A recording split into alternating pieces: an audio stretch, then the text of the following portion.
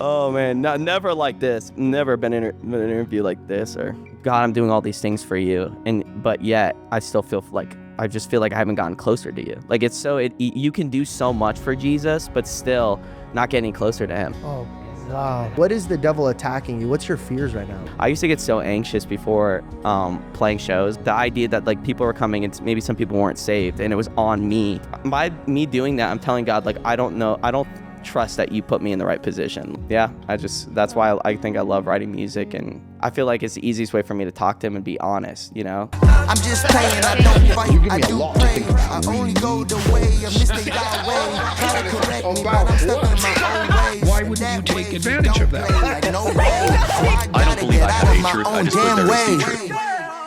Hey, before we jump into today's episode, I just wanted to remind you that I'm coming to San Diego and we're only doing comedy. 4 shows, May 29th and 30th, Friday and Saturday. Get your tickets. Link is in the description. Enjoy today's episode. Okay, so will you guys do me like how do you normally like end it, or like how's it go? You guys. How do I end it? Like, I say, hey, stop talking to me. we're like, Dude, we're just chilling. It's already rolling. It's just very natural. Okay, we're just cool. hanging out. Yeah. Perfect. Okay, awesome. By the way, just FYI, he brought 5 people with him. Who's your favorite? My wife. That makes sense. That makes sense. That's an easy one. Yeah. Welcome back to the George Janko Show, guys. I am here with Josiah Queen. Woo, welcome. I was expecting like a clap from your studio. Yeah, thank you. Non-supportive. Dude, thank you for being here. Thanks for having me. Oh, man. The first time we ever met, we were at my show. Yeah, where were we? Norfolk, Virginia. Oh, yeah. Yeah, dude, Random beautiful. place. Just beautiful there. Yeah. I just remember the whole show. You just dogged on the city the entire time. Yeah, I remember they that. needed to be done. Yeah. Somebody needed to speak the truth around there. I dogged on your brother. I dogged on the first time I hung out with him, I was just making fun of his brother the whole time. He's like, all right, dude. Hey, in Norfolk's defense, the only location we saw was what? We were like on this dark harbor. Oh, Yeah. you mean the whole thing? It rained the entire time. Yeah, They were like, yeah, this is a military area. I go, hey, I could tell. I'm the only Middle Eastern walking around, dude. Well, dude, thanks for being here. I know you're on tour right now. And now, how many tours have you been on? Dude, I don't know. I think we did 4 last year, and then I think this might be the 6th one we've been on. Dude, how do you feel on tour, man? Dude, I think we've built up a really good team now, where it's a lot less pressure on me to do things, dude. I pretty much just show up, bro, at the show. So it's like been pretty easy in that way. We have a good flow, and yeah, like a really solid team of like believers, and it's been pretty sick, dude. So do you ever like get mad at a non-believer? Be like, hey, get to work, man. Yeah. No. If Jesus haven't saved you yet, I ain't either. No. I try. I mean, yeah. Hey, man, we're not a cult, bro. Yeah. Well, hey, wait. So actually, on your tour, how do you go about that process of finding the right people on your team and aligning with them? Yeah. I mean, honestly, what we started with, just friends from like, we started with a small group. Like my brothers were on my band, and then I have one of my childhood friends, Romeo. He came out on the tour. One of my buddies, Jeremy, he ran sound at our church, and he does our in-ears. So we started there, and then just over time we poached God's it was just from the bro? That's wild. from the church. Yeah, that's wild. Yeah. That's crazy. They all came in. They're like, all right, look around. Yeah, he's pretty good. We're like, dude, he's the priest. He can't come with you. Like, okay. Yeah, we stole some. Poached some guys from church. Yeah, they still work there part time. Yeah, so we got them, and I mean, I just think that like we found. A couple of our guys, we also poached from other musicians too. So I don't know. We built a team over time, and we have a really cool culture out on the road, which is really cool. So feels good. You have to get that right, man. Yeah, absolutely. I'm talking like I know. I've been on tour once. You gotta get it right, man. One tour, you figure it out in one tour. But music and comedy is massively different, bro. I come on, they grab me one microphone, and I'm like, good, thank you. But you guys have like a full-blown production. I'm assuming you guys are on a bus. Oh yeah, for sure. How do you sleep on a bus? Luckily on this one, I got one that it's just like for me and Trin, and then my brothers are on it. They'll have their bunks, so we have like our own like bedroom in the back. You see how we worded it? Yeah. I got one just for me and my wife, and my brothers. He got you in, right? He's like, babe, sweetheart, babe, listen, babe, listen. It's just me and you. Yeah. He waits to be and my brothers. How do you? Yeah. I was about to ask how she should have a microphone. So right now she doesn't exist. Yeah, she's off camera. Yeah. Sorry. Yeah. Next so time. she can't respond. Dude, you just came out with 2 new songs that have been making my wife sob her eyes out. Oh man, I'm sorry about that. We do this thing where when we're getting ready for a pod, we review just to hear their tone, their voice, so that way we could get acclimated in the conversation. This woman's listening to Judas. Okay. And I'm in the shower, and she comes up and touches the glass. It's like half is done makeup, and then half is ruined makeup. Oh man. And she's so like, sorry. babe, you know how I feel about Judas. And I was like, what? Like, do you have any idea how random that was to me? I'm in the shower, and I was like, what have you done? Like, it's 9 a.m. What have you done? She's like, no, you know how I feel about Judas. Like, man, poor Judas. You wish you got an accent like that. Peter. You give her a Hispanic accent. Peter, he got saved, but Judas, he didn't get saved.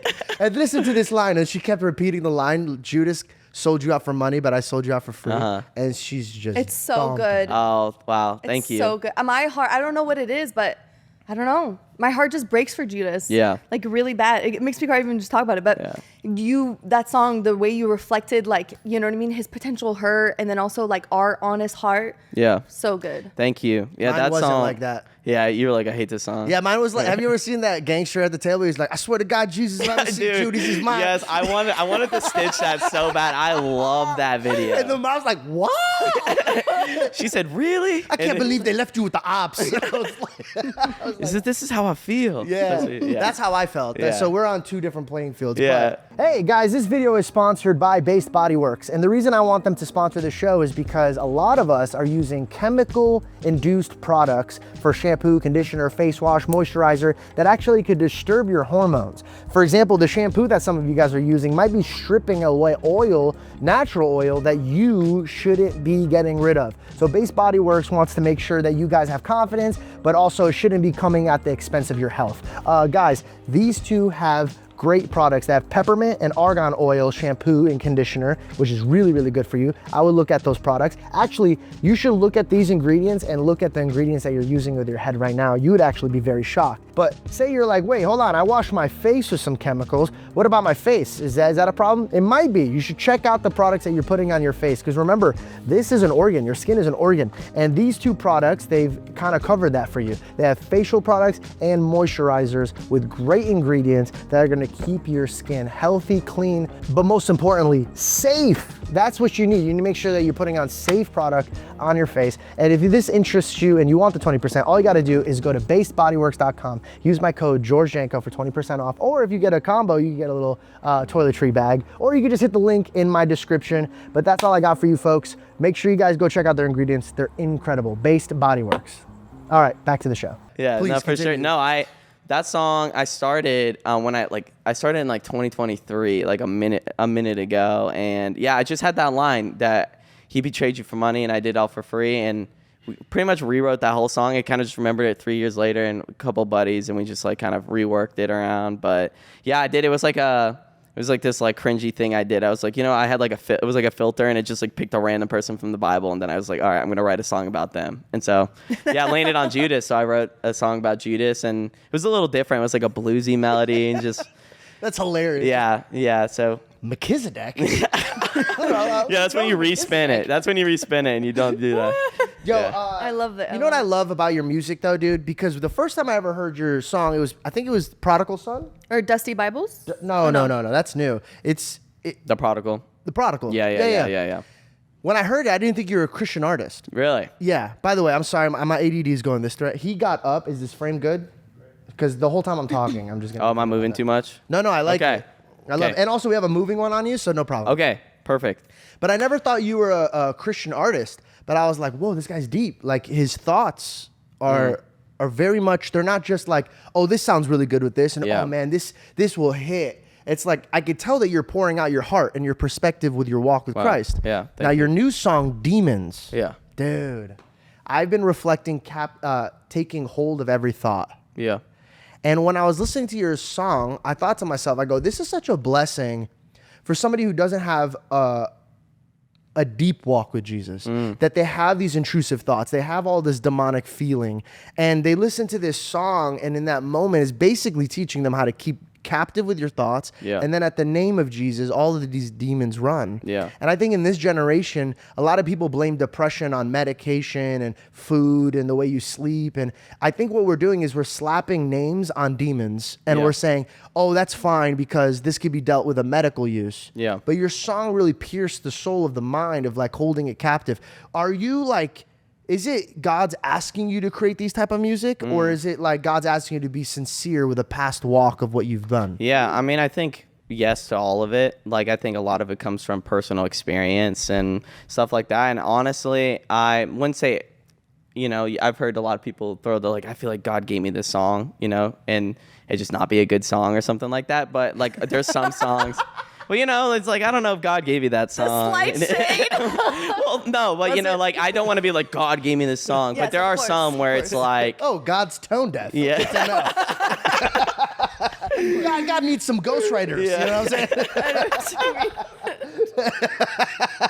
I'm so sorry. That wasn't towards anyone specifically. I just, like, you know, I just don't like but there's some songs where I'm like, wow, like, I genuinely don't think I can like take credit for it. And, you know, I try, and my writing process is a lot of like throwing things at the wall and like writing a million ideas, and then one thing will happen, one, and then I'll hold on to that. And so with Demons, it was just that, like, you know, I don't know, like, really it started with one of my friends. He just sent me a little voice memo, and all he had was like, tell those demons run and hide, they tremble at the name of Jesus. And then like we didn't really have anything else, but I just remember hearing that and I got chills. I was just like, man, to have a song that's just like taking authority over the enemy. Like I don't know. I just thought that'd be so cool. I felt it. That's what I was telling you about. It's sick. Yeah, I mean, and a lot of songs, I think it comes from, you know, I think people might expect it to be like, I open the Bible and I read something. I'm like, oh, I'm going to write about that. But really, I just think it comes from, I've just spent you know, every day I try to have the habit of reading my word. And then like,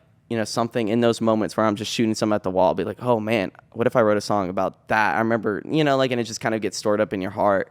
And so, yeah, I mean, there definitely are times where I really like to, you know, one thing that I write a lot about, like, different stories of the Bible that I really relate to. Like, in my last album, I have one of, like, Mary and Martha, and that kind of, like, it's called Slow Down, Please. And it's like, you know, and just things like lessons that I've learned from the Bible and seasons, like that season of my life when I wrote that song. It's kind of like an album cut, so it's not a very popular one of mine, but, you know, just going through a time where, you know, I was touring. I think we were out on the road we were out a lot, like over 100 days, you know, being out and just feeling like the world's going a million miles an hour. And just in a moment, just realizing, I was like, man, I was, you know, just sitting there before God and him being, you know, God, I'm doing all these things for you. But yet I still feel like, I just feel like I haven't gotten closer to you. Like, it's you can do so much for Jesus, but still not getting closer to him. And so in that moment, it's just like, man, I literally, we were on our first, me and Trinity, our first year, and we went out to Idaho, and we were staying, there was nothing. And I just got, I read that, you know, I just remember that story, and literally, you know, Jesus just saying to me, like, slow down, like, please, like, telling me, like, you need to slow down. And I was reading a book called The Ruthless Elimination of Hurry. I don't know if you heard that book, it's a pretty good book. It's pretty popular, but yeah, I kind of just like flipped, like, there's this grind mindset so much, and I think there's so much good in working hard. Like, that's not, like, I really try to work hard, but we as Christians, we have to understand that, like, God's mindset isn't like how hard you work for him. It adds love. Yeah. So it's like, I want to work hard for Jesus because I love him, not because I want to gain love. And so it's so easy to be like, man, I got to write, you know, I got to do this. I don't want to fail God. I don't want to do this. And so, yeah, and that's the same thing with shows. Like, I used to get so anxious before playing shows. Like, my face would get like all red, and I would like literally feel like I'm going to throw up before every show. And it's because I was putting so much pressure on myself. I'm like, the idea that like people were coming and maybe some people weren't saved, and it was on me to get, like, somehow like bring them into the kingdom. It was on me to make sure that they had a good night, or it was on, and like moment. And then I had this realization all in this kind of time that was like, wow, it's really like by me doing that, I'm telling God, like, I don't trust that you put me in the right position, like that you made a mistake when you put me here. And so I kind of, I came to this realization that, that, man, like God gave me these songs and I'm going to go up here, and he thought I was supposed to be here on this time to sing these songs with these people. And, ever since I just took that pressure off of me and I just started having faith that Jesus kind of, it's his night, giving it to him, dude, like that's taken so much of the weight off of, God. yeah. So dude, it's been, dude, and I wanted to say when we were on about your show, I walked away and I was like, I told Trinity, I was like, I don't know how you did that. Like an hour, and like you were up there for how long do you think you were talking for? 2 hours. 2 hours, dude. I literally told Trinity, I said, that is my worst nightmare. Like going up and like, because we were talking about it backstage, I was like, yeah, like you got like a script or like something like that, and you're like, nah. You're like, I just grab the microphone and I walk out there and I just go, and I'm like, what? That sounds like literally a nightmare for me. So props to you for that. And props to you for keeping him. Yeah, like you're like, all right, let's get back on track. She probably did that like 4 times. It was so good. It was just great, dude. It was so good. That means the world to me. Yeah, dude. It was awesome. And the night that you guys came meant a lot to me because it was my first tour, and you guys were like my first like guests that I like. Think about it. Like we listen to your music. So you know how when you're backstage, well, you know more than we do, but you have people from other cities that, hey, can I come backstage and say hi to you? Yeah. And when we got to share that moment before I got on stage, you guys took so much nerves away from me because I was just with you guys. And I was like, all right, let me go do my thing. But I want to share something with you, dude. Yeah. You know the verse where it says, what you're going through is not uncommon to man. And when you were just sitting here sharing your walk, bro, it reminded me a lot of the prayers that I had for God, because there was different versions of my life, right? One fear was, hey, am I the one hiding my talents? And then when God shows up, he's upset, curses me, gives my talents to you because you're being good with it, right? Yeah. But then on our side of things, the overworking. Yeah. That guy who's doing so much that he forgets about that, hey, it has nothing to do with me. Yeah. I'm the sower, not the savior. And I'm just here to be still and be the light and salt of the world. I'm not going to go and be their savior. Yeah. So I had this with God, and I sat there and I meditated with him, and my prayer used to be like, Lord, I want you to use me until you break me, use me for this. So much ego, right? Because I want God. This is my joke. I want God when we all go to heaven to be like, everybody, shh, where's George? Where is George? Shifting through all the saints. Paul, move. Yeah. You know what I mean? Like, where's George? That's what we always think this way. Yeah. And God whispered to my heart, not audibly, but he said, remember, Pharaoh was used by me. Wow. Moses was known by me. And so I have this thing where I'm like, all right, it's not me. So now when I'm backstage or now when I'm prepping, I just sit and I sit still with him. And that's why I just get on stage, because I think that sometimes when we over prep, we get in the way of God. Yeah. Dude, I find it so cool sitting with somebody who grabs their talent for something bigger than them. I was in an industry for 12 years where everybody was just about themselves and like what they could do for me, or how can I achieve more and greater things. Yeah. You are what you hang out with. How did you choose the right people around you? I know you stole from church. We got that kind of done, which is fine. Sorry. Great move. Sorry. Great move. That makes sense. Yeah, I would have gone to other, denominations, like at least try to get other people out of their, situation. Yeah. Whatever. We'll circle back to Mormons later. Is this too far? I think too much. By the way, if you ever Cut get that. canceled, get canceled by Mormons. They're the nicest. Yeah. They'll do it very graciously. Don't get canceled by Catholics. Never. My comedy just unwhipped out. We'll bring it back. Okay. Let's bring it back. Back to you. Yes. All right. So now Yes. we established that you're no longer getting nervous as Yes. much. You're Okay. giving it to God. You're getting on stage. Okay. How do you get yourself? Because when you're on, this is a thing that people might not see from you, but I'm actually curious to know. Yeah. As an audience member, I buy a ticket, I get dressed, I get, my loved ones are coming. But for the artists, they're going through their own life. And, you might get in an argument with your wife or your brother, and it kind of throws you off. When you're about to perform, you have to be at the best you could possibly be. And that includes emotionally and physically. Yeah. And mentally and spiritually. What are you doing to center yourself through all the chaos? Yeah. Dude, that's a great question.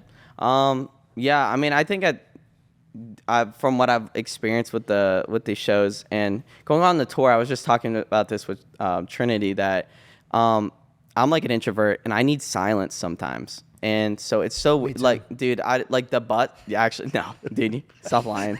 I'm like, you said that. I'm like, kind of hit me. I was just like, no, you are not, dude. But yeah, like, dude, like even the bus has like these air conditioning, like, and it's so like just, and then you get off and you go in the venue and there's music playing, and there's literally like, you know, there's workers flying around. It's just chaos. It's so one thing that I have been doing on a practical level is like, if I have my green room, I'll, you know, just put on like just like this piano instrumental, and I just try to find like, or I'll go on these walks outside the venue. Like once everybody's inside, I'll go out, and yeah, just for me, it's like I need a little moment sometimes just to like be in silence. I think so much in like this day and age, it's like if you're like in a room, like if I were here right now and no one else was here, I'd probably be on my phone like scrolling or like putting on something on the TV just to keep my brain you know, stimulated. So a lot of times, dude, I just try to like, you know, take a moment and just before Jesus, and sometimes it's just listening, not even being like God and like just talking to him, ranting to him. Sometimes it's just like just sitting there in a moment or just going on a walk and just like looking around and breathing and kind of just like that helps me get centered personally. Would you consider that your meditation and prayer, or is that just a walk? Yeah, I would say that's probably meditation for sure. I mean, sometimes it's just like on a verse or, you know, lately I've been going through like the parables. So it's actually funny that you were talking about like sowing. I just read about the one, you know, how the seeds landing on different ground and stuff like that. So yeah, I've just been on that and just kind of like really believe, okay, God, like what is the word today for me? Like what can I, you know, and just centering it on God's word and on the truth. And honestly, when I go on stage, I would say like there are times where I go up there and I've talked to like, I have a friend, he's kind of like, you know, I've looked up to him a lot in my life. And I asked him, I was just like, how, you know, like I was like, man, how do you go up on stage every day and, you know, like be super intentional? And he was like, man, like you can't expect yourself every day to go up there and be 100% all the time. Like, I mean, even like with athletes, they're going to play, when you're a football player, you go and play, you're not going to be always 100% healthy when you're playing. There's going to be something that's a little sore here. And so it's like when I go up on stage, it's like, yeah, this happened earlier in the, what? Just a random place to be sore, man. Yeah, like right here. Like you could, right here. like you just like, you know, look at that. You could be sore right here. It's just like that was a very thought out. I saw something that was going on in your brain. I'm just like, dude, you just say it. It's so funny, dude. I don't know. I thought that was really funny. Yeah. Who was this person you were talking to? Phil Wickham. He's like a guy that you know who that is? Performed with Brandon Lake. Yeah, so I went on tour with them, and he's very talented. He's very talented. Did he just come out with a song? It was like, "Our God is an awesome God." Did he create that song? He didn't. Okay, so you guys just be stealing everything. Yeah. This Christian artist thing is getting a little bit out of hand, bro. It's legal. Okay, it is legal. In legal. The kingdom. Yeah, because we're above the law now. No. Imagine he goes to court. Your Honor, I am justified through the blood of Christ. I can steal his work. No, I'm sure they come up with a good agreement. Who did write that? Do you know? You know like who Michael wrote that? W. A church. Was it Michael W. Smith? No. You don't even know the artist. That's why. It's an old song. I think after it gets like 50 years old, you can like do a cover of it, or you can do it. 50-year-old song. I just heard it last year. Well, yeah, he added his verse. Just heard it last Have you ever heard of Chris Tomlin? Don't let him turn us against each other. You know Chris Tomlin? Yeah. Yeah, like he did like the. Chris Tomlin? Yeah. He's a country artist, right? Me too, I know. No, Chris Tomlin, the country artist. What a fool. He did what did he he did like his own Amazing Grace, right? He took How that Sweet and the then Sound? and then he said what was my chains are gone, I've been set. Have you heard that part? No? Okay, never mind. All right, we'll move on from that. Yeah. Well, You got hit here. Yeah. The idea came to me, right? Yeah. No, I just have to say though, your heart posture for God is so beautiful, and I think that's why your songs are keeping its like magic. You know, I think sometimes like maybe like artists start off and they have that special something, but then over time maybe you lose a little bit because you start to look at the technical like aspect of things, but you're really keeping your heart honest like with your songs. So it's like it really, when you listen to your music, you can feel like this was something genuine that you either went through or you thought about, or you know what I mean, and it has that special some no that's, and I always say like when it comes to like writing music, I always think of it like kind of like you're like digging and you're trying to find gold. It's like you're gonna get a lot of dirt, but then you find that little bit, and really it's just like whatever. Like if I sing something and I just like it hits me, I'm like, yeah, that's the thing. If I can like say that the right way, you know, and I can feel it, then I like.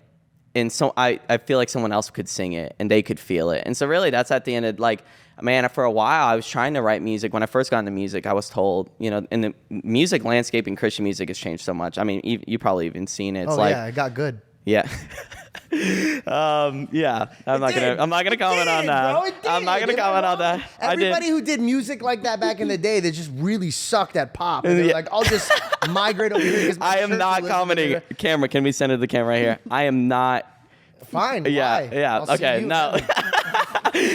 No, but yeah, I was told for a while, like, you're like, hey, it really was like, if you couldn't work on radio, then you're not going to like make it. And so I was trying to make music to get on the radio. And yeah, I just did it bad. They were like, hey, we don't think your voice is going to work on the radio. We don't think that, you know, and so nobody was interested. And so I got to a point, I was like, all right, if I'm not going to, you know, I didn't like the music I was making. So I was just like, I was trying to be somebody else. And I was like, you know what? I'm just going to make music I like. And that I actually happened, it was interesting because it was kind of right when Zach Bryan started popping off.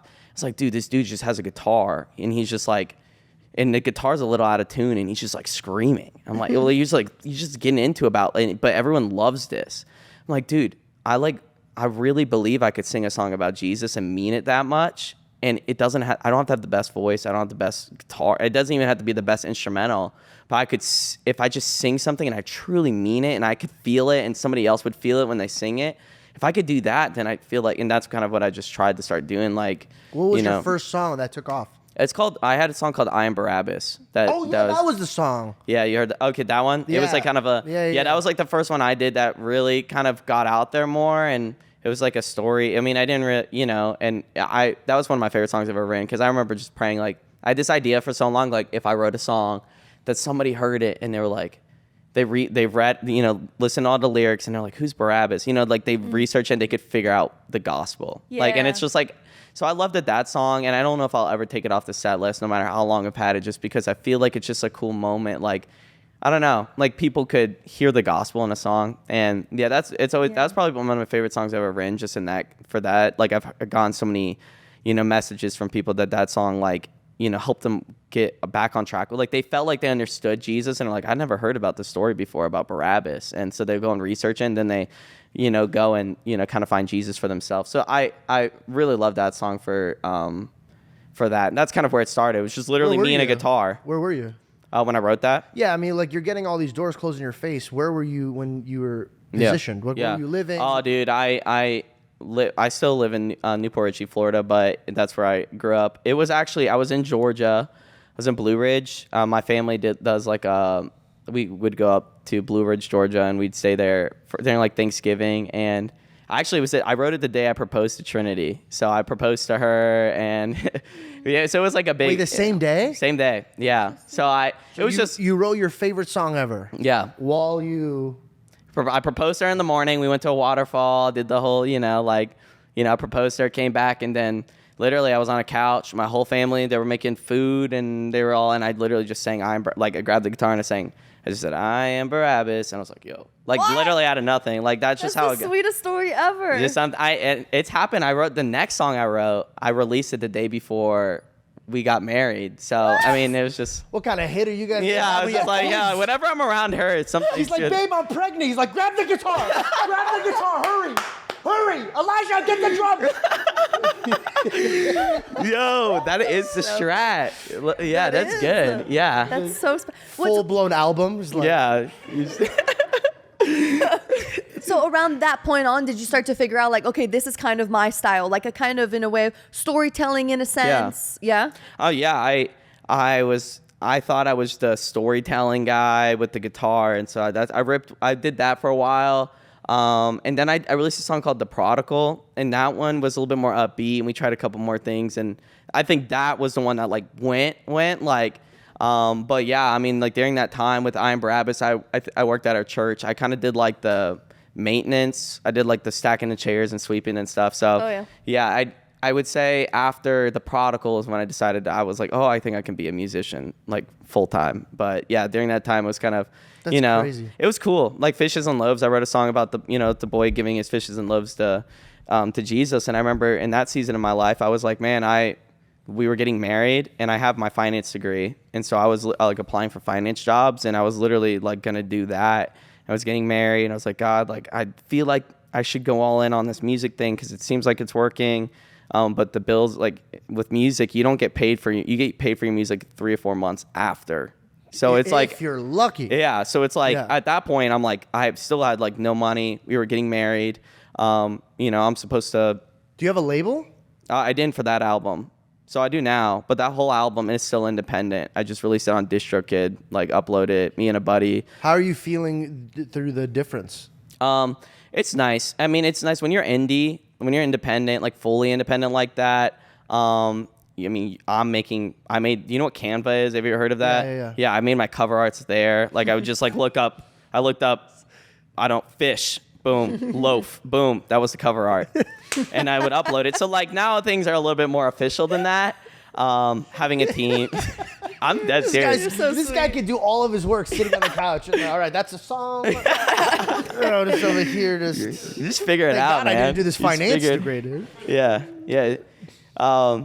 Yeah, I mean, it's been nice. Having a team, and also now I am on radio. So before it didn't work, but even with like Forrest, I think like 10 years ago people would heard a Forrest Frank song or my song, and it'd be like, oh, that wouldn't be on Christian radio. And now it's like people are just kind of are more open to like different types of music, and so now my songs are on radio. So it's nice. My label kind of helps get distributed to all the radio stations and stuff. So that's been really nice. Not doing it all on our own. I got my manager over here. So we kind of it was like a small team. We just kind of cranked it out, that first album. But yeah, it was awesome. Like it was a really cool season I look back on and I'm like, man, that I wouldn't trade it like that for anything. It was super fun. So. Where were you when you first heard your song on the radio for the first time? Oh man. Oh, where was it? Oh, what? I bet you it was the Prodigal. No, I remember the Prodigal. I think the Prodigal was the first one added on the radio. And I remember, Devin, do you remember?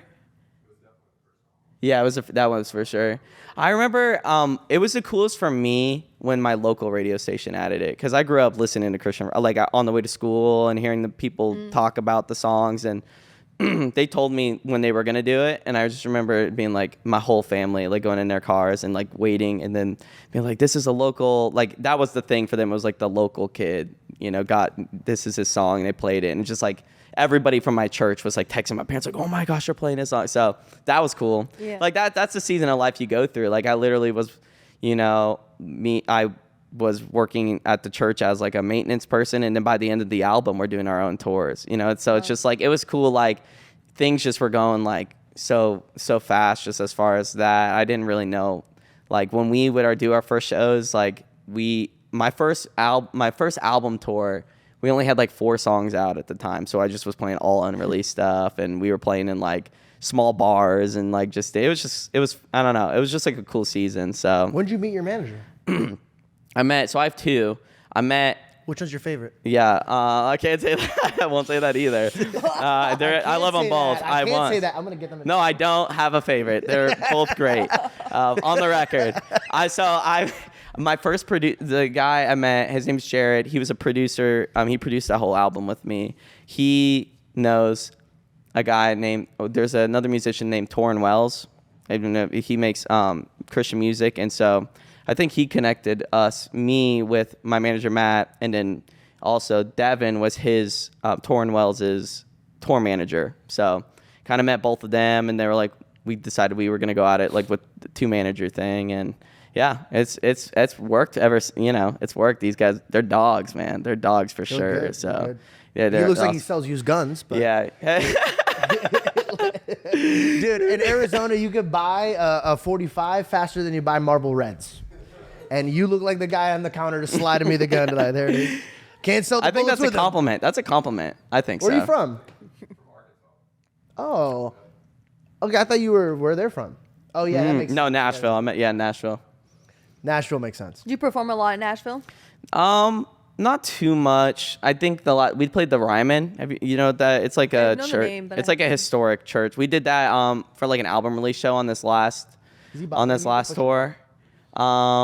No, I don't play. Honestly, people say Nashville shows are normally like the lamest ones because it's like where all the industry comes out, you know. Oh, but really? What does that mean? What does that mean? Industry hasn't, and it's not really that way. But it's, I don't know, just like, you know, when you're in energy's not there? Nashville, you're around so much music, you kind of get to like, oh, like it's just a concert. Like this is what you do around here. You know what I mean? Bro, they're not wrong. You walk down Nashville, that like, Yeah. what's that? Broadway? Street? Yeah, Broadway. Bro, the street performers are amazing, dude. Oh, Everybody dude, there's insane. yeah, they're insane. I mean, you can go anywhere, and you go to a coffee shop, everybody, baristas, everybody are like the most talented musicians in the Yeah. world. So, no, but the Nashville shows are fun. It's just, Are you yeah, gonna like ever open up your own bar? no, I think that, yeah, I don't know. How would that work? What would you call that? You guys, you know what I mean? Like you pass by and they're like, yeah, that's Jelly Roll's new bar. Yeah. But that has a lot of controversy because it's like he's a Christian artist, but then he has a bar. Okay, then bar, and then recovery, and then recovery. Alcohol, Josiah Queen's recovery. Tired of Jelly we'll Roll's do bar? that. Come on over to Josiah's. Yeah. But we got donuts. Yeah, That's so bad.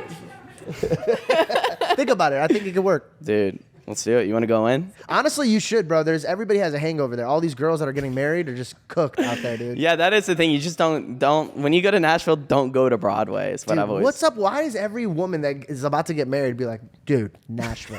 It's gonna be a blast. We're gonna ride the bikes together, or we're just gonna all Okay. drink, dude. Correct me if I'm wrong. Okay, correct. But I feel like Nashville's a place where girls are like, no, I'm not gonna go to Vegas and do a bachelorette. That's too crazy. So, Oh my God, this is the last stop. right? This guy just. By the way, it's legal because the guy moving it around. Yeah, they're actually not doing anything. Bro, if I saw one drunk guy completely out, but still continue. Just. Have you ever seen the buses in the beginning? They're just lit. You're like, oh, woo! And at the end, when it's sunset, they're all hanging on to the top. I was like, babe, we're coming here for our bachelor. Yeah. Yeah, I don't. Did you have a bachelor party? Yeah, me and my brothers, a bunch of my friends, we Did you took see him filter? He's like, well, I'm trying to explain like how. So we got on a boat and then they dropped us off on an island like offshore from Florida, and we like roughed it for one night. So that was fun. Oh, like yeah. a little camping trip? Yeah, we forgot to bring we brought a tent and we forgot to bring the top of the tent, so we just like none of us slept. We just like sat by the fire until like 5 a.m. It was terrible. Yeah, it Not was in Nashville. yeah. No, they probably would have preferred like a golfing trip or something, but nah, we roughed it for one night. Yeah. All right, so you have just finished off your tour, and you could go anywhere in the world and hang out with your wife and your friends. Where are you going? Dude, I think we're thinking about going to Italy. Have you ever been? Yes. I want to go. I haven't. We did a Europe tour, and when you're on like touring Europe is fun, but like you go, you get to like, oh, this place is sick. I would love to be here for. Oh, then you have to go to the next city, you know. So we're thinking of going to Italy. You've been, you said? It's the best. Like what parts? Especially food-wise. It's Yeah. Number insane. one. What parts have you guys gone to? Better one. We've been to Lake Lake Como. Como. Okay. And I've been to Milan. Okay. And what do you recommend? Like, do you like Lake Como is insane, dude. Insane? It's insane. Where is it? What part is that? Every time you're there, I feel like I'm inside of somebody's wallpaper. Really? Yeah. Yeah, that's where I'm trying to. I don't know. Italy would be fun. We're not touring in Italy, but it's like only like probably like 8 hour of travel to get from there to our first stop. I think is in Northern Ireland. So I don't know. I think Have that's you one been to place. Ireland? We did one in Belfast. Yeah. How's that? It was great. We actually went when we did it last year. It was like their Super Bowl for rugby was on the same day. So like, dude, everybody was like, everybody was at the pubs like going crazy like when we're walking around because I guess I don't know. Just like I was like, dang, I don't even know the rules of rugby. Do you? Yeah, I only know it from Friends. Okay. Yeah. You know what I mean? Friends the show? Red Ross. The TV show. Oh, the TV show. I thought you were saying from Friends that showed. Oh, no. Well, technically, that's the only friends I had growing up. What's up with this dog, bro? Dude, I love that dog. What type of dog is He's that? a puddle of pup, mini golden doodle. Oh my gosh, I want a tour dog. We should get a tour dog. That I like this dog. This dog's chilling. Oh yeah, he'd be good. He would be so good. He'd come with you Tommy? everywhere. Yeah, Yeah. Tommy. Tommy. Tommy's the best. Hey. Yeah. Every time you talk, he was just looking up at you like that. Dude, he understands. It's kind of wild, but like if people are talking in the room and if somebody's like, say this person's talking, he'll be listening to the person talking, and then he'll like sit there and watch her. And if it really feels like this dude's a part of the conversation. Yeah. Well, he's sleeping right now. He can play hide and seek. Yeah, he he can plays open hide and seek. Really? Yeah. He can open doors. Yeah. Dude, and he knows you're talking about him. Yeah. Right Oh, now. yeah. He's looking Yeah. at you. Dang. I need a tour dog, dude. Dude, that would be so much fun. I love dogs. I feel like dogs are the best, dude. My parents have 2 golden doodles, and The best. yeah, they're the best. I love Have you them. ever seen those psychopaths on Instagram? They're like, don't greet your dog at the door. No. What? Somebody needs to monitor that guy. He's a school shooter. There's no way. Oh my gosh. There's no way that's not psychopathic tendencies. You're Yeah, telling me not you petting come your home dog. and your dog's like, Master, I was waiting for you all day. I love you. And you're like, please don't talk to me right now. Calm yourself. I'm doing this for you, not for me. Nah, bro. You got to take dogs away from people, bro. Yeah. That's dog abuse. Yeah. If you don't pet your dog when you walk in the door, Yeah. that's abuse for sure. That breaks sure, their bro. heart. What is he doing, dude? What is he doing? I didn't know dogs' necks operated like that. Tommy will like go in a crack and then his neck will be like he'll put it in a. Dude, if I did that, I'd be out for a couple days. My neck. Yeah, love that. I was going to ask him, have you ever wanted to learn how to fly? Like, in which way? In Like a plane? In a plane? Yeah. You know, with drugs. Well, I'm just He's like, just like this with his boots. He's like, I fly every day, my man. I fly every day. I just like that. I just feel like I was not expecting to be asked if I ever want to be a pilot. So random. It was. So random. I don't think. You've never had, like when you were a kid, you're like, I'm going to fly. Actually, I did want to be a pilot. Okay. I did at one point. You see I don't know what why you have? knew I have that. to wrestle with them. That's dude. kind of insane. Thank Do you? I'm learning right now. Actually. Yes. That's why I brought it up, because you and I have such like similarities when it comes to. Don't laugh at me, guys. Your studio audience is mean, bruh. Yeah, get out. The reason I asked is because you and I look at things kind of similarly. Okay, So I was like, yeah. oh, I wonder if he likes freedom to the point of like, yo, I want to fly. Yeah, I don't know if Trinity would let me do that. She's like shaking her head right there. The small. My great uncle like built planes and like flew them. He crashed them a couple times and he like survived through it. My family did too, but that was terrorism. Yeah. You guys. He said, yeah. He said yeah. Caucasian came out of him. He said yeah before he even knew what you said. His face.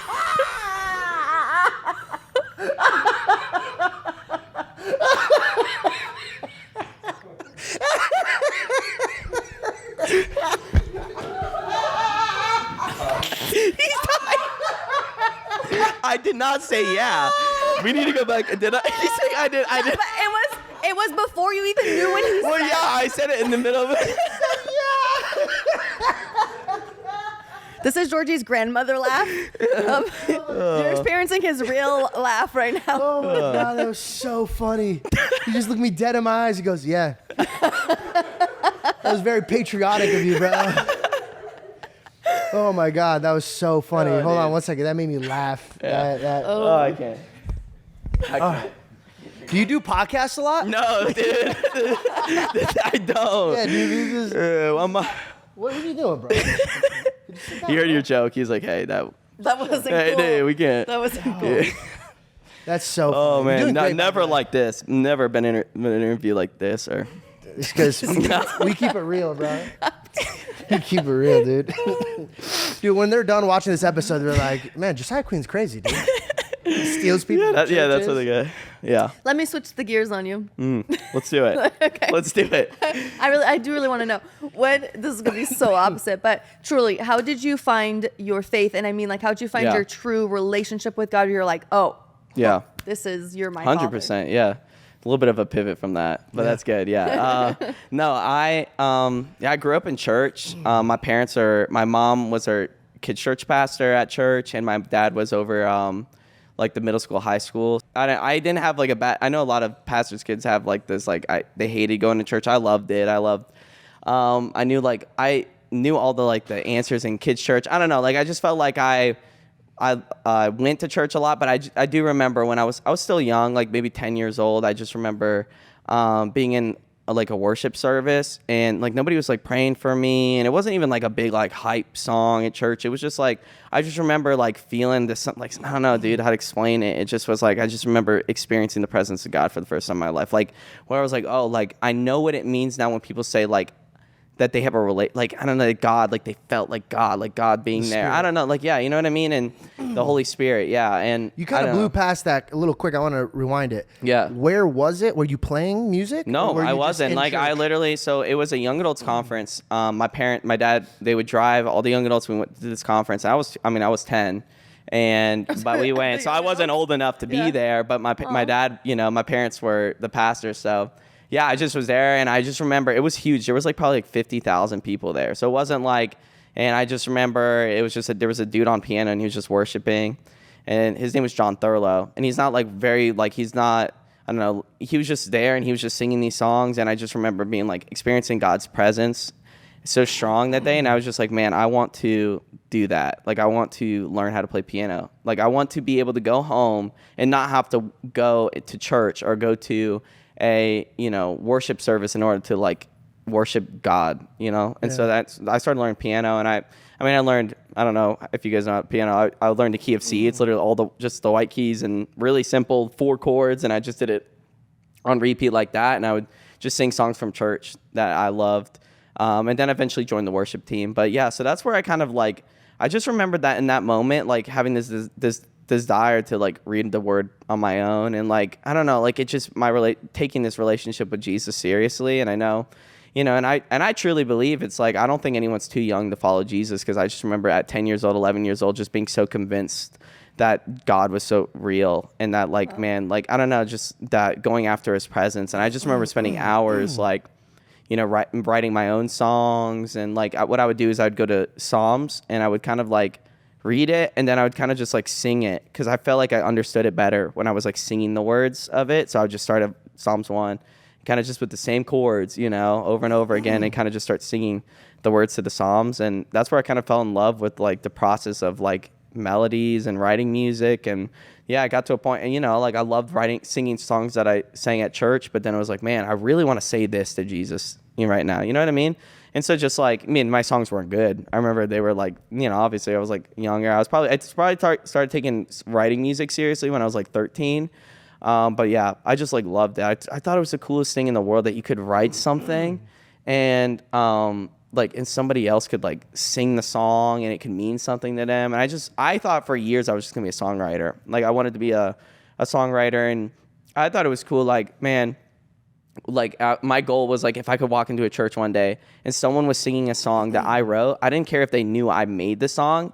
It's just I thought it'd be so cool to just see somebody like see believers just singing these songs and like worshiping Jesus to these songs. And so yeah, I thought it was gonna be that, or I thought it was gonna be a worship leader, like, you know, on Sunday mornings, or, you know, making worship music, kind of like you know, like, but I don't really do like congregational worship music now. Maybe something I'll do one day, but yeah, I agree. That's kind of like how I started following Jesus, and yeah, that's why I think I love writing music and playing music so much, because it's just like that's really how I feel like it's the easiest way for me to talk to him and be honest, you know, like whenever I'm talking without a guitar. I mean, like it's just easy to get into like, you know, trying to say the prayer right. But then when you have a guitar and you're singing, it's like I just feel like it just comes out in a way where you're like, I just know I'm meaning it when I'm saying it. You know what I mean? Like I'm just singing what's in my heart. So yeah, I went on a little rant there, but really, yeah, that's how I kind of like met Jesus at a young age, you know, and I just kind of been following him ever since. So yeah, man. It seems to me that God intertwined your talent with your relationship. Yeah. And when I am walking, I notice, even outside of the lane of like entertainment, as a Christian man, when you're walking with God, I have this struggle of like, am I asking Jesus to follow me, or am I following him? Wow. And do you ever get in a tricky spot when you said you try so hard to perform for him, but does the trying hard ever come from the music aspect of it? Like, do you ever try to squeeze in things that your flesh wants you to squeeze in? Yeah. And there's like a spiritual filter. Like, how do you know the difference between what's pleasing to the Lord and what's not pleasing to the Lord.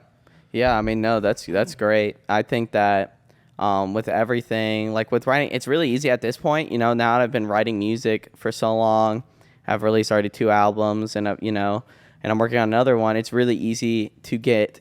The only thing with having a team like a label, and honestly, my team's not really much like this, but I put the pressure on myself, is that you get a hit. So you go and get Demons, or you get Dusty Bibles, or you get songs that just go like out.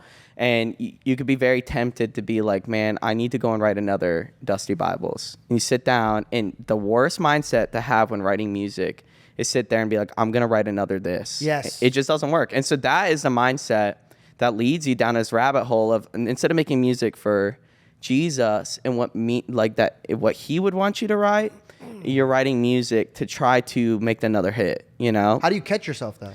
Oh, I mean, I'm not perfect at it for sure, because it's like there's pressure. It's like, when Demons goes, #1 on streaming for Christian music, and you're like, oh shoot, like it's like that's a standard, and it's like, but I do so much better, and I'm sure with like comedy and I just do better when I don't there's no pressure, I just like I just find ways to. I don't know. It's not easy. There's times where, before Demons came out, I had no songs written for this year. Like Demons was the only song I had, and I was like freaking out. I was like, dude, I have no other, like, what am I going to do? Like, I got to drop another album. Like, I don't, and once I was just like, all right, God, like I just trust you with it. Like, I know, like genuinely at this point in my career now, I know that I can't do it. Like, I just can't. Yeah. Like, I can't do it on my own. Like, if I try, it does not work. Yeah. Like, it just doesn't. And so it's at this point, it's like, if God, decides that, he's done giving me songs, then that's his will. And that's probably what's going to happen. Cause if I try to write in my own flesh and carnally with my mind, it just doesn't work out, So yeah, I would say like, it's just at this point in my career, I've realized that it just doesn't work. So it's like, why even try? Like, why sit down and try to write another this when, you're putting God in a box? You're like, only God can use a song that is like this song, And so, so that's kind of, I think creatively, it's just always better to kind of like you try to go and put a song in a box like that for sure. It seems to me that you've worked this out. Like you've thought this through. Yeah. Like, and I'm very, very proud of you, because sometimes the ego is hidden with like fake righteousness. Like, no, I have to. God picked me. Where it's like, no, I can't give back the fruits that he produced. It doesn't make any sense. So my mom used to tell me this all the time, and you wrote a song about it, but don't let the devil steal your joy. And so if God only gave you one song for this year, praise his name. If he gives you more, then that was in his will. Praise his name. Yeah. So it looks to me that if the door closes, you're excited about it. And if the door opens, you're excited about it. I think you have longevity, man. I think the people that have longevity, it has to do with their heart posture. Yeah. Paul talks about this in the gospel. He says you have to be like an athlete. And especially in this game, bro. Like when I was backstage, I was blasting your music in my head before I got on stage. You, Forrest, Holvey. And I was just blasting it. The rewards that you are giving to the world, you haven't even fathomed it yet. So we get so hard on ourselves because we release one thing out into the world, and then we're like, no, we're not doing enough. And the devil's like, yeah, what are you doing? God blessed you with this. He blessed you with a wife. He blessed you with a thing. And what? You're going to sit back and relax? And it's like, whoa. Yeah. Yes, I will, because it has nothing to do with me.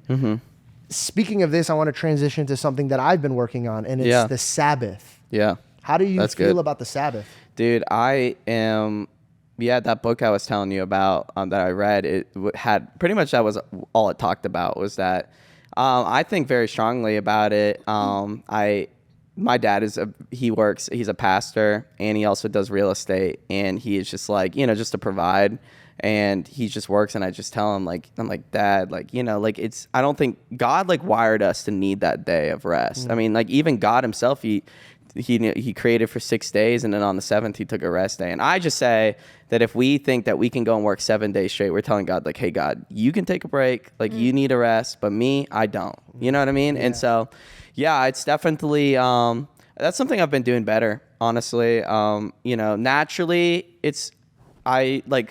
and for me, what that means is not even like like I have to do nothing all day. It's just more of like I can go to the gym and I can, we'll go to the beach or we'll, like we just take a day of just rest. And it's, it's not a specific, for me, it's not a specific like this day of the week, just because with like touring, it's like Saturdays and Sundays. Those are most of the time where you're doing concerts. So it's like, I can't, maybe Saturday is not gonna be, but normally it's like, maybe it's a Monday. And, but yeah, I think it's like, it's very important. Isn't it like, it's like, God commanded us to take a day of rest, It's right? actually more important than you shall not murder, which is wild.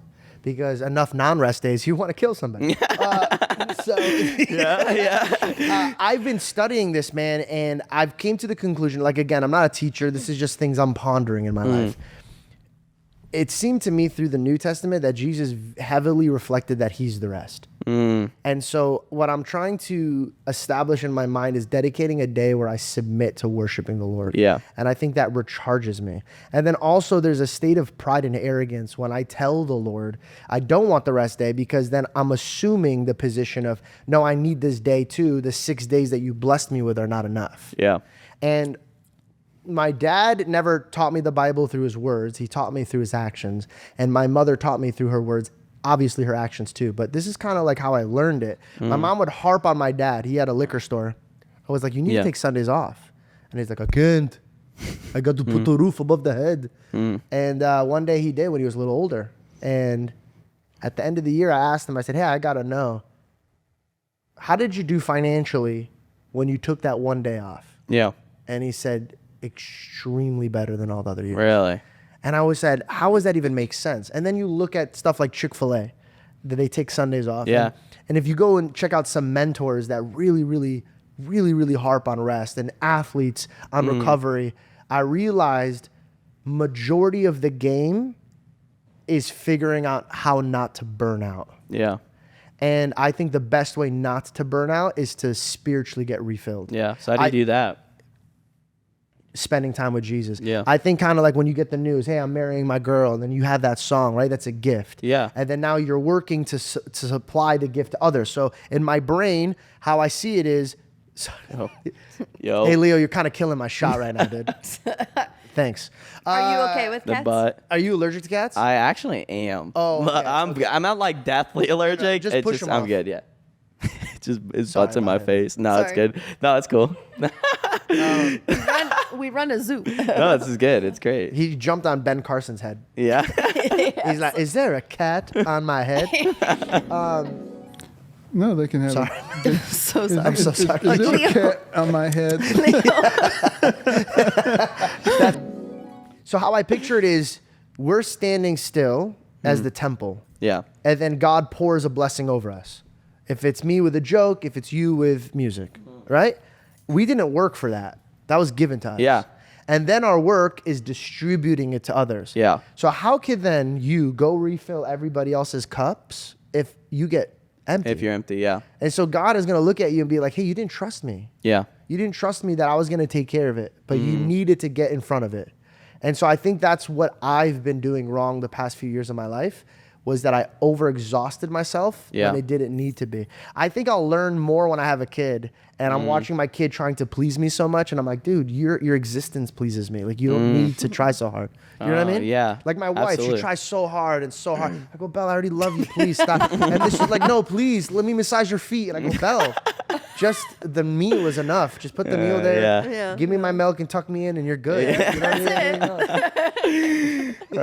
Yeah. Now I always wondered that, like, I guess when you have a kid, like how much that actually changes your, because Oh, I've heard of everything. people say, like, when you have a, like your priorities just flip like that overnight, right? Like it's just, I don't know. Depends. Well, I guess maybe not. I've heard. What if you hate the kid? Yeah.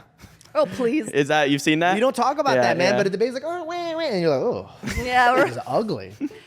Well, actually, so your dad's a pastor. Yes. What do you feel like? And I'm always curious at this. What do you feel like your dad did right in the sense of maybe, and I don't know what he did with you, but maybe pushing the faith versus not pushing it, right? Because Yeah. that's hard. Like you want Yeah, to make for sure sure. that your kid has a Yeah. relationship without forcing them. Yeah, I mean, I definitely think, Yeah, they found a really good like balance of it all. Like I truly believe it's like my parents always said, if you're living in our house, you're gonna go to church with us. But we all loved it.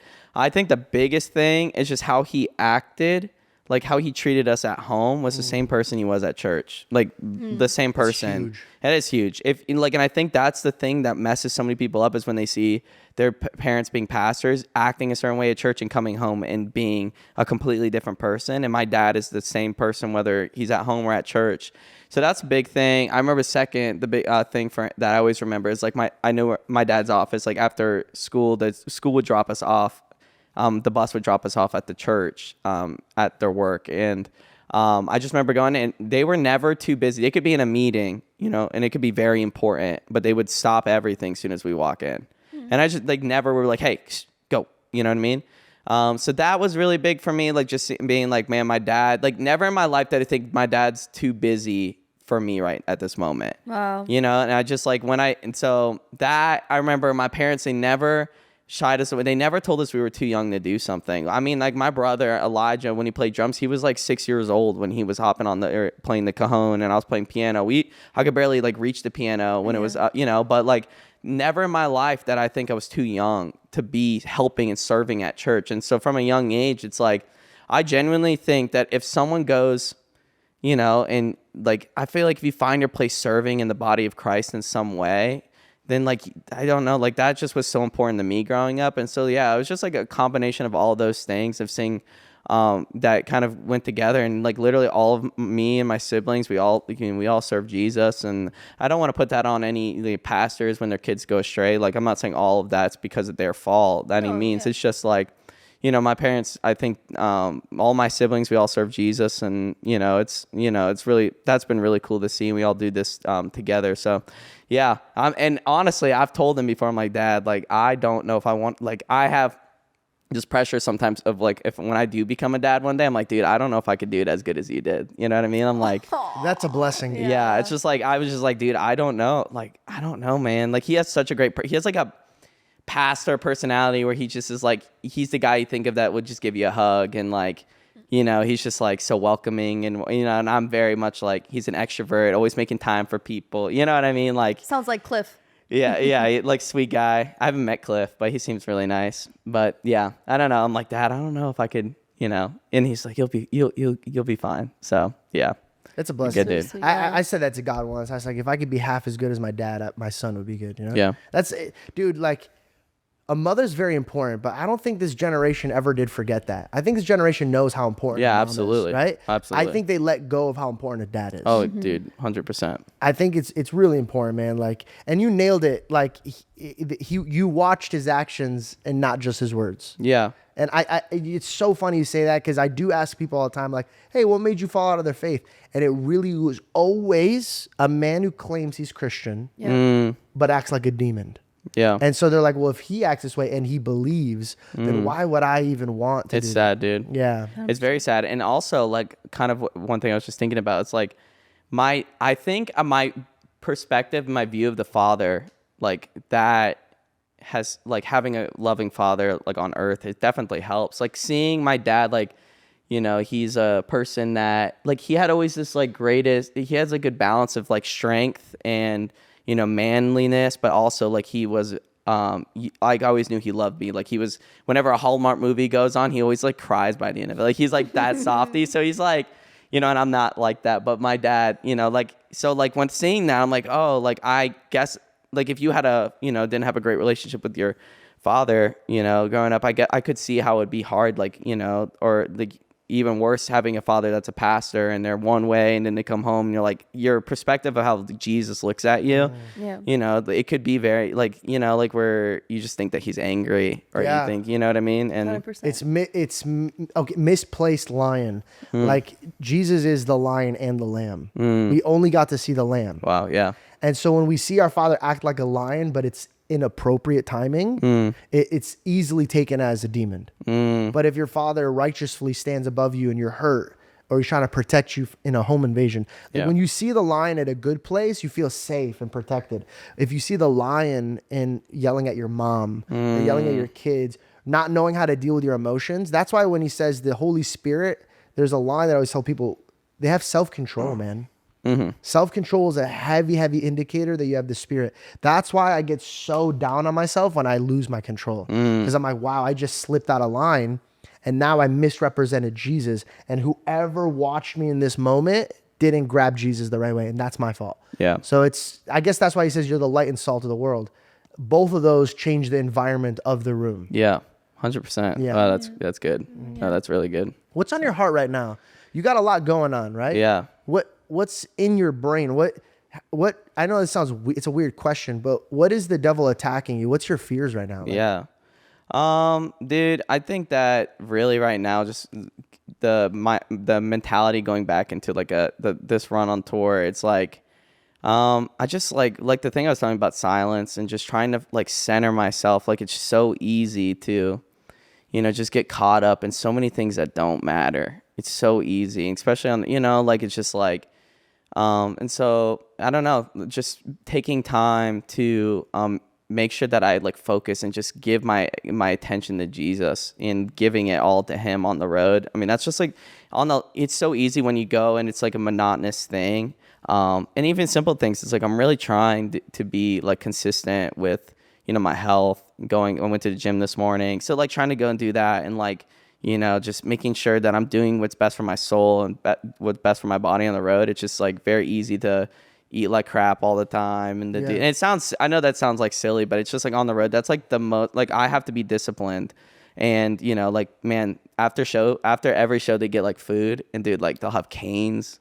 Dude, that's my weakness, bro. Canes, bro. I love canes, dude. But yeah, like, I don't know, just like that. And I think that, and I think also I'm just like, I made this like decision before we went out on this tour that I wanted every night for me, like that it would be intentional, like this idea that Jesus could like change someone's life. Like, you know what I mean? It's so easy to go up on, we have, I think this tour is 34 shows. So it's like to go and like, just be like, yeah, I know the set list. I'm just going to sing the songs, make a couple jokes here and there and be done. But it's like, we go with this understanding that like Jesus, we have a moment where we do worship song and Trinity brings the word and she preaches the gospel and we pray for people. And we literally, ever since we switched our mindset of like, we really believe that God can move every single night. Like every night we're getting, testimonies of, people getting healing or people getting broken through, like a breakthrough with like addictions. And, I just think like opening up, even if it's just 15, 20 minutes every night, just making sure we're very intentional that we like give God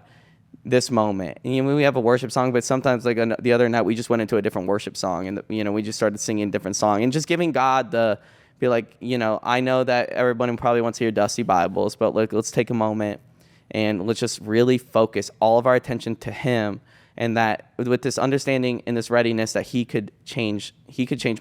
hopefully would change my life every single day. Like, just like whenever you go in the presence of God, it's just like this refining process. Like when Moses went into the presence of God, he realized that like this was holy ground, how sinful he was. He had to take his shoes off. Like when this understanding, so every time I get closer to Jesus, it's like this amazing conviction that you get where you realize, oh wow, like I need him. I need Jesus. Like I can't do this on my own. So man, I know I'm ranting, but like that also in the show, it's like one thing we want every single just to be intentional, let God have the night, you know what I mean? So, and I know you did that before, when you went up, which was really cool that we saw is that, you really just submitted that to him and, in prayer and stuff. So yeah, dude, it was really cool to see it like in your way through comedy. Like it's just so cool to see God be able to use so many people with different gifts. Like, dude, I could never do that.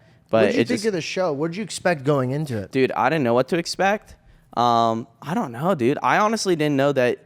To be honest with you, I didn't even know you did like comedy like that, dude. Said that. So everybody on tour said that, which is so weird to me because I can't picture myself being serious all the time. Really? But I think my viral moments are me just talking passionately. Yeah. So I think I said that to you guys before I went on stage. I said, you're going to hear them say they never heard me do comedy before. Never. And dude, you're hilarious, dude. You're probably one of the funniest dudes I've ever like. I swear, I'm like, dude, you just went up. I mean, even backstage, dude, I was crying, bro. I liked our jokes that we had backstage more than I did on. Really? Yeah, dude, I was crying. I'm just like, dude, like, yeah, you have a gift. It's just crazy. It's like God definitely has a sense of humor. You know what I mean? So he give you that gift right there. Imagine I so. see him. He goes, not funny. Get out. You're the jester in dude, heaven. No, that'd be so bad. Yeah, that's your job up there. I really like how present you are, man. And I think that's what I've been trying to learn from. So it's really cool to see somebody who's like mastering it in front of me. And I just keep telling myself to enjoy this walk that I'm with God. I feel like sometimes when we're in the desert walking to the promised land, that there's so much time to rejoice in that moment. Yeah, for sure. And sometimes, hey, he's allergic to you. Get out of here. And I think we get so caught up in our fear.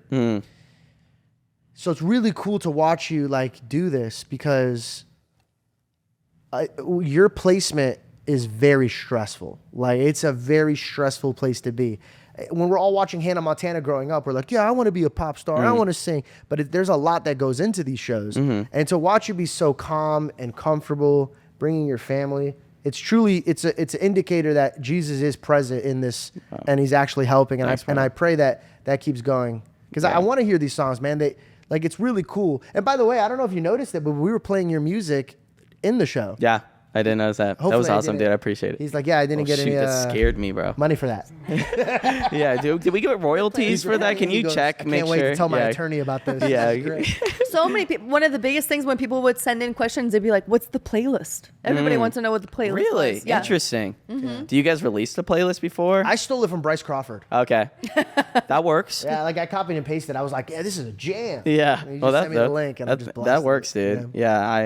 Yeah, I don't even put our pre-show playlist together. I think we just spam like Whole V and Rhythm, Elevation Rhythm, you know, their stuff. Oh yeah, they have great. yeah, music. they great stuff. I was gonna so. say actually because you're talking about slowing down. Have you seen the song called "The Slower I Go"? I would have to hear it.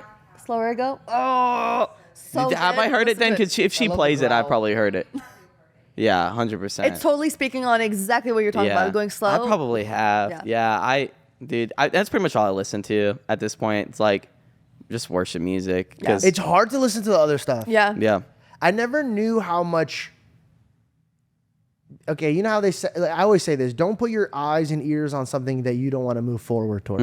Because it's setting your focus on it. Yeah. Like even if you're driving, if you notice when you look at something, your car starts going that direction. It's like, well, hopefully it Yeah. goes wherever you want it to go. Like, But I was doing it the other day. I was looking at something. I realized that if I started merging, there's a lot of coyotes in our neighborhood. So I was looking at coyote and I started merging off of the side of the road. I was like, oh, again, my eyes, wherever my eyes go, I go. Yeah. And when we listen to music, like all of the popular culture music, like hip hop and like pop, like the popular culture, I realized boasts in you. When you're listening to it, you're like, my God, I'm impressive, bro. Like Yeah. I am amazing. Yeah. I am God's gift to earth. And then when you listen to worship music, you're like, oh yeah, that has nothing to do with me. yeah. It's Yeah. all him. And I find it so funny how I never noticed that before. I never noticed that before. Yeah. I would listen to that music and I would always picture myself in a really cool place, right? Like I'm the center of attention, I'm the main guy, I'm this. Yeah. But when I listen to really good music or if I watch a really good show, I'm not a part of it. Yeah. I'm absorbing it and Yeah. I'm watching it. And I think that's the difference between like really good art Yeah. versus like, let me just do what the world wants. Yeah. Does that make any No, sense? 100%. I mean, even when you're saying that, I was thinking about. I think it might be in Revelation. It was talking about like the end time, like the end times that people are gonna be lovers of themselves. Like I think, you know what I mean. It's just Yeah. like You look around and if you're we're like, there, we're there.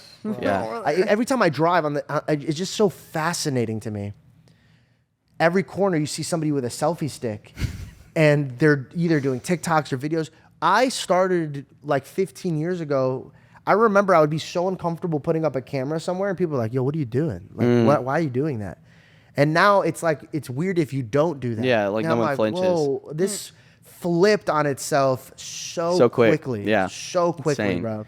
Insane, dude. Yeah, I used to, dude. Do you run your own socials or does somebody else? Okay, this fascinating. Yeah. Fascinating you bring that up. I ditched it because I can't worship myself anymore, bro. Yeah. I can't sit there and look at myself, figuring out what people look at me, how they The think of me, analytics what they, and- yeah. bro, I can't do it anymore. Yeah. And I realized I found more success when I don't do that anymore. Yeah. Because I realized that when I read the comments, or if I try to work with the audience, it's like mini paper cuts of me selling my soul. Yeah. It doesn't seem like it because we're doing it slowly, but I truly think that you're worshiping whatever you're focused on. Dude. And so, yeah, I'm trying to get away from, like, if we have this conversation, before I would review it, I would try to go through every single line. I would make sure every cut is clipped. But then now I'm like, no, I got to pass this off to somebody else because it's unhealthy for me to be so self-obsessed with myself. No, that's and it's funny that you said that because that's like a big change I made like this year.